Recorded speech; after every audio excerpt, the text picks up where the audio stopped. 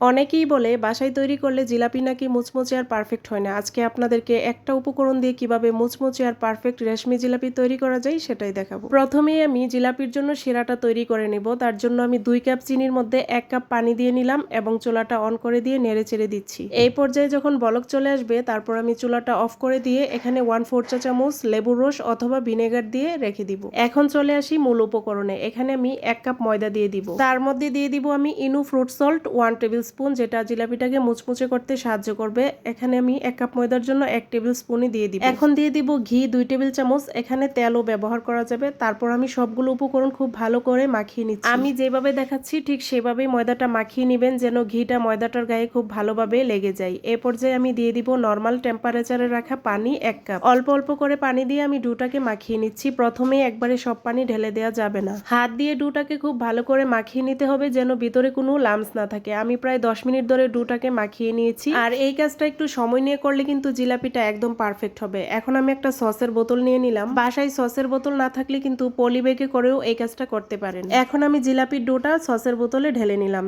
এখন আমি জিলাপিটা ভাজার জন্য তেলটাকে পর্যাপ্ত পরিমাণে গরম করে নিব। অবশ্যই খেয়াল রাখবেন তেলটা যেন পর্যাপ্ত গরম থাকে, তাহলে জিলাপিটা একদম পারফেক্ট হবে। আপনারা চাইলে কিন্তু মোটা জিলাপিও বানিয়ে নিতে পারেন। সসের বোতলের মুখটা একটু কেটে নিলেই হবে। এখন আমি কিন্তু চিকন চিকন করে রেশমি জিলাপি বানিয়ে নিচ্ছি। সবগুলো জিলাপি দেওয়া হয়ে গেলে আপনারা খেয়াল রাখবেন যেন জিলাপিটা একদম বেশি ব্রাউন হয়ে না যায়। হালকা ভাজা হয়ে গেলেই জিলাপিটাকে কিন্তু আমরা নামিয়ে নিই। সাথে সাথে জিলাপিটাকে শিরায় দিয়ে দিতে হবে। তেল ঝরানোর জন্য কিন্তু বেশিক্ষণ অপেক্ষা করা যাবে না এবং শিরায় দেওয়ার পর 1-2 সেকেন্ড চেপে ধরে রাখলেই কিন্তু হয়ে যাবে। বেশিক্ষণ শিরায় ডুবানোর দরকার নেই। অবশ্যই প্রত্যেকটা টিপস ফলো করে যদি আপনি যে কোনো রেসিপি তৈরি করেন এবং মেজারমেন্ট ঠিক রাখেন, আপনার রেসিপিটাও কিন্তু একদম 100% পারফেক্ট হবে। তো আশা করছি আজকের রেসিপিটা দেখে বাসায় অবশ্যই ট্রাই করবেন।